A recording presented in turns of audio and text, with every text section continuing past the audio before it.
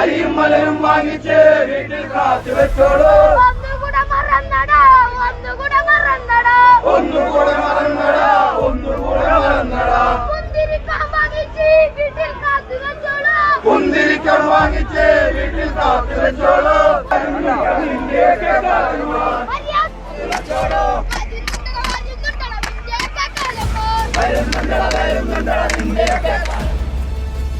सुन लो रे हिंदुओं, तुम अपने क्रियाक्रम के लिए चावल और फूल खरीद लो।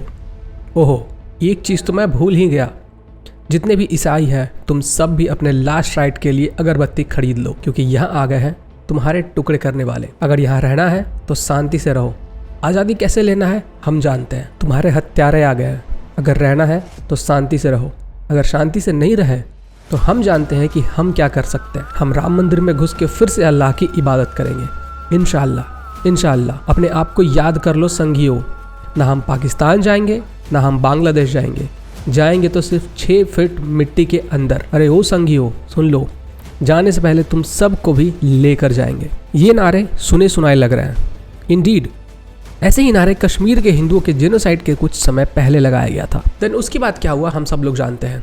ये जो बच्चा जिस तरीके के नारे लगा रहा है, इसके कारण हमारे पूरे देश के अंदर बहुत ही ज़्यादा खतरनाक दंगे शुरू होने की संभावनाएं बढ़ती जा रही है। जिस एज में स्कूल जाना चाहिए, जिस एज में खिलौनों से खेलना चाहिए, उस एज में यह लड़का सड़क के ऊपर कत्लेआम मचाने के लिए नारे लगा रहा है, वो भी खुलेआम। फिर जब इनके ऊपर कार्रवाई होती है तो इनके सपोर्टर्स आकर ये कहने लगते हैं कि ये तो सिर्फ एक बच्चा है, इसे क्या मालूम कि ये क्या कह रहा है, इसे क्या मालूम इसे क्या बुलवाया गया, इसे छोड़ देना चाहिए। और यही बच्चा जब बच जाता है उसके बाद यही बच्चा बड़ा होकर हाफिज सईद, अजमल कसाब और ओसामा बिन लादेन जैसा आतंकवादी बनता है। हमारे हिंदुस्तान के अंदर जितने भी आतंकवादी पकड़े जाते हैं, कभी उनको कोई बच्चा बता दिया जाता है, कभी उनको मास्टर जी का बेटा बता दिया जाता है, कभी उसको भटका हुआ नौजवान बता दिया जाता है। और वो लोग जो इसका हौसला अफजाई कर रहे हैं तालियां बजाकर, प्रोबेबली उन सब के बच्चे भी इसी मानसिकता से ग्रस्त होंगे।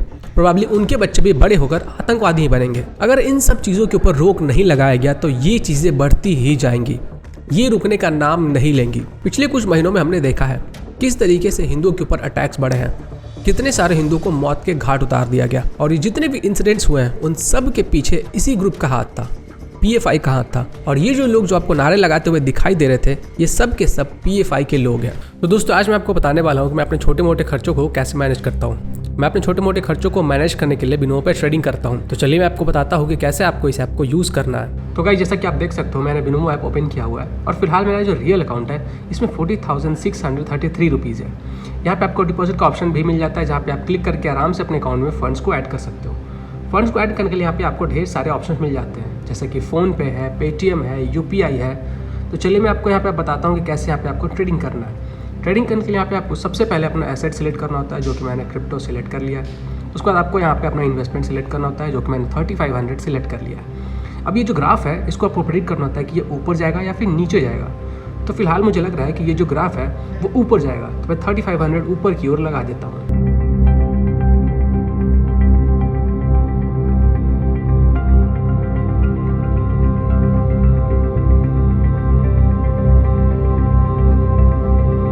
तो गाइस जैसा कि आप देख सकते हो मैंने 3500 का इन्वेस्टमेंट लगाया था, उसमें 6370 का प्रॉफिट अर्न कर लिया है। तो अगर आप लोग मेरे तो ट्रेडिंग करके अर्न करना चाहते हो तो डिस्क्रिप्शन में दिए गए लिंक पे क्लिक करके साइन अप करो। और अगर आप लोग मेरे लिंक से साइन अप करते हो तो आपको अपने डेमो अकाउंट में $1000 का बोनस मिलेगा, जिसको यूज़ करके आप आराम से ट्रेडिंग करना सीख सकते हो। और इस ऐप में वित्तीय जोखिम शामिल है, तो जब आप अच्छे तरीके से ट्रेडिंग करना सीख जाए तभी अपने रियल मनी को इन्वेस्ट करें।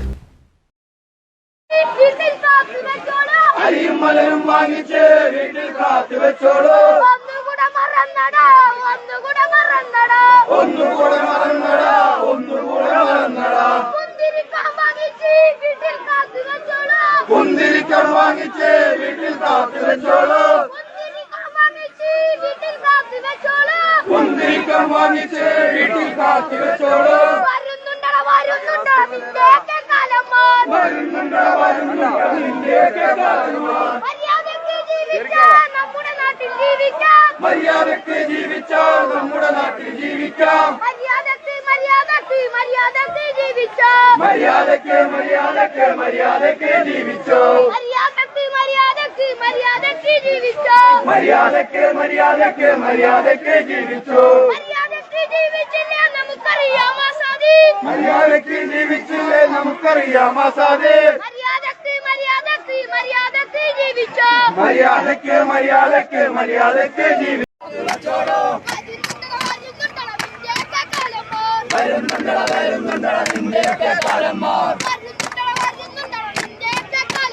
വരുന്നുണ്ടട വരുന്നുണ്ടട നിന്റെയൊക്കെ കാലന്മാർ മര്യാദയ്ക്ക് ജീവിച്ചാൽ നമ്മുടെ നാട്ടിൽ ജീവിക്കാം മര്യാദയ്ക്ക് മര്യാദയ്ക്ക് മര്യാദയ്ക്ക് ജീവിച്ചോ മര്യാദയ്ക്ക് ജീവിച്ചില്ലേ നമുക്കറിയാം പണിയറിയാം മര്യാദയ്ക്ക് ജീവിച്ചില്ലേ നമുക്കറിയാം പണിയറിയാം മര്യാദയ്ക്ക് മര്യാദയ്ക്ക് മര്യാദയ്ക്ക് ജീവിച്ചോ ബാബരിയിലും സുജൂദ് ചെയ്യും ഗാൻവാപ്പിയിലും സുജൂദ് ചെയ്യും ബാബരിയിലും സുജൂദ് ചെയ്യും ഗാൻവാപ്പിയിലും സുജൂദ് ചെയ്യും ഇൻഷാ അല്ലാഹ് ഓർത്ത് വെച്ചോ സംഘികളെ ഇൻഷാ അല്ലാഹ് ഓർത്ത് വെച്ചോ സംഘികളെ പാകിസ്ഥാനിലും പോകൂല ബംഗ്ലാദേശിലും പോകൂല പാകിസ്ഥാനിലും പോകൂല ബംഗ്ലാദേശിലും പോകൂല പോവുകയാണ് ആറടി മണ്ണിൽ പോകുള്ളൂ പോവുകയാണ് ആറടി മണ്ണിൽ പോകുള്ളൂ പോകുന്നുണ്ട് സംഗീതി കേട്ടോളൂ പോകുന്നുണ്ട് സംഗീതി കേട്ടോളൂ സംഗീ നിന്നെ കൊണ്ട് ഞങ്ങളങ്ങ് പോകുള്ളൂ സംഗീ നിന്നെ കൊണ്ട്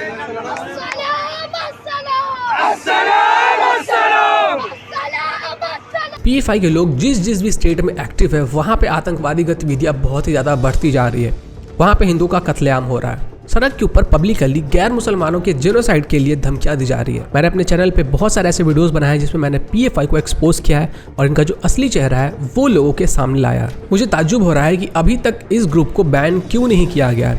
सेंट्रल गवर्नमेंट के पास इतने सारे फैक्ट्स अवेलेबल है, इतने सारे प्रूफ अवेलेबल है, फिर भी अभी तक ये PFI बैन हुआ क्यों नहीं है। अभी तक सेंट्रल गवर्नमेंट इसके ऊपर विचार ही कर रही है कि हाँ इसे हम लोग बैन करेंगे। पिछले कुछ महीनों से हम लोग सुन रहे हैं कि इसको बैन करने के लिए बातचीत चल रहा है। तो ये बातचीत कब तक चलेगा? जब देश का माहौल खराब हो जाएगा तब, जब देश के अंदर दंगे होने लगेंगे तब। किसी भी आतंकवादी संगठन को रोकने का सबसे आसान उपाय होता है उनकी जो फंडिंग है उसको रोको, उसके ऊपर लगाम लगाओ। अगर उनको जो फंडिंग आ रहा है उसको रोक दिया जाए तो उनकी रीढ़ की हड्डी टूट जाएगी। ना इनके पास पैसे होंगे, ना ये लोग सर्वाइव कर पाएंगे। इनको जो पैसे आते हैं वो अलग अलग आतंकवादी संगठनों से आते हैं। अगर आप लोग मेरे वीडियोस को रेगुलरली देखते हो तो मैंने अपने एक वीडियो में बताया था कि इनकी जो फंडिंग है वो कहाँ से आती है।